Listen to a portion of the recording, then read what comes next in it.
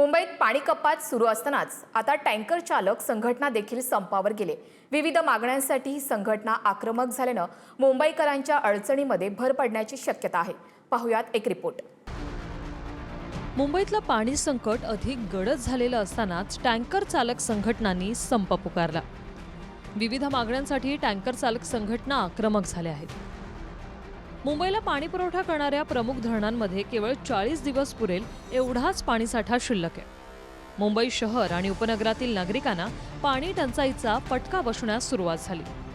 पण यातच मुंबईतल्या टँकर चालक संघटनेनं संपाला सुरुवात केली।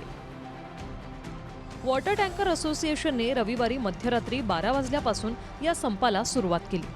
टँकर सेवा बंद झाल्याने मुंबईतील पाणी संकट आणखी तीव्र होण्याची शक्यता आहे। केंद्रीय भूजल प्राधिकरणाच्या नव्या नियमांविरोधात टँकर चालक संघटना आक्रमक झाल्या।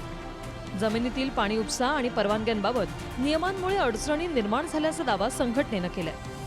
संघटनेकडून मुख्यमंत्री देवेंद्र फडणवीस, उपमुख्यमंत्री एकनाथ शिंदे आणि पालिका प्रशासनाला निवेदन देण्यात आले। मागण्यांवर सकारात्मक निर्णय होईपर्यंत एकही खासगी टँकर रस्त्यावर उतरणार नसल्याचा इशारा देण्यात आलाय।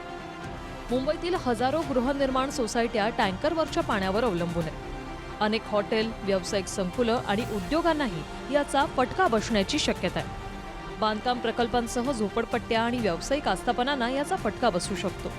महापालिकेची रुग्णालय, अत्यावश्यक यंत्रणा तसंच अन्य विविध सेवांवर टँकर चालकांच्या संपाचा परिणाम होऊ शकतो। मुंबई महापालिकेनं आधीच 10% पाणी कपात केली आहे। पाणी कपातीनंतर टँकरही बंद झाल्यास परिस्थिती गंभीर होण्याची भीती आहे। त्यामुळे नागरिक, सोसायट्या आणि व्यावसायिकांमध्ये चिंतेचं वातावरण आहे। ये जो कानून बना है वो नेशनल लेवल पे बना है, पर नेशनल लेवल पे जो कानून बनते हैं तो रूरल और अर्बन के लिए अलग तो होना चाहिए कि नहीं। आज बॉम्बे के अंदर जब 20 फुट का जगह खाली नहीं बचा है, वहाँ पे आप बोलते हो 200 मीटर का प्लॉट होना चाहिए, उसके अंदर से आप पानी भरो, तो 200 मीटर प्लॉट मुंबई में बचा ही किधर है। और जो बात है कि जमीन के अंदर का जो पानी वो पीने के लिए ही दे सकते हो। ये कल भी शुरू रहेगा इसी तरीके से स्ट्राइक, अगर इसके ऊपर कोई नहीं बोला जाएगा। आप बोलिए, मैं आपको बोलता हूँ आप पानी दीजिए, आप पानी दो, हम सप्लाई करेंगे। हमारा काम ट्रांसपोर्ट करना है, वी आर ट्रांसपोर्टर्स, ठीक है। पानी अगर निकालना गुनाह हो गया, ये सब हो गया, तो फिर आप ही पानी दीजिए ना हमको। टँकर असोसिएशनच्या मागण्या काय आहेत तेही पहा। मुख्यमंत्री कार्यालयासोबत तातडीची बैठक आयोजित करावी। केंद्रीय भूजल प्राधिकरणाच्या नियमांच्या अंमलबजावणीबाबत असोसिएशनची बाजू ऐकून घ्यावी। स्थिती स्पष्ट होईपर्यंत मुंबई महापालिका आणि जिल्हाधिकारी कार्यालयाकडून सुरू असलेली कारवाई तात्पुरती स्थगित करावी। टँकर चालक, विहीर मालक आणि पाणी पुरवठादारांवर जारी करण्यात आलेल्या नोटिसांबाबत पुनर्विचार करावा। केंद्रीय भूजल प्राधिकरणाच्या काही नियमांमध्ये आणि प्रक्रियात्मक अटींमध्ये व्यवहार्य बदल करावेत। विहीर मालकांच्या वीज जोडण्या तोडण्याची कारवाई थांबवावी। खासगी पाणी पुरवठा व्यवस्था सुरळीत राहण्यासाठी प्रशासनाने तातडीने तोडगा काढावा। मागण्यांवर निर्णय होईपर्यंत टँकर व्यवसायावर होणारी प्रशासकीय कारवाई रोखावी। टँकर असोसिएशनच्या संपाबद्दल आदित्य ठाकरेंनी सोशल मीडियात पोस्ट करत सत्ताधाऱ्यांवर टीका केली। सरकार पुरेसं पाणी पुरवू शकत नाही, त्यामुळे नागरिकांना टँकरवर अवलंबून राहावं लागतं। आता त्याच टँकर व्यवसायांवर दंडात्मक कारवाई होत असल्याने संपाची वेळ आली।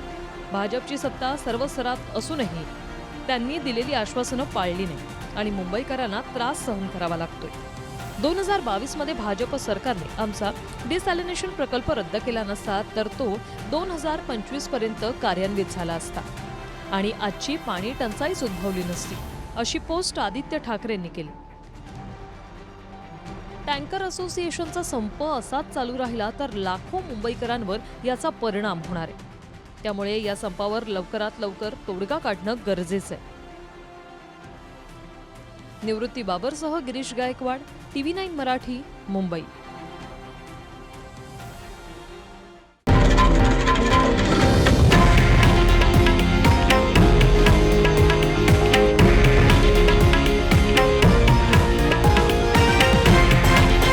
हे आहे देशातील नंबर 1 न्यूज नेटवर्क आणि आपण पाहत आहात TV9 मराठी, एकमेव।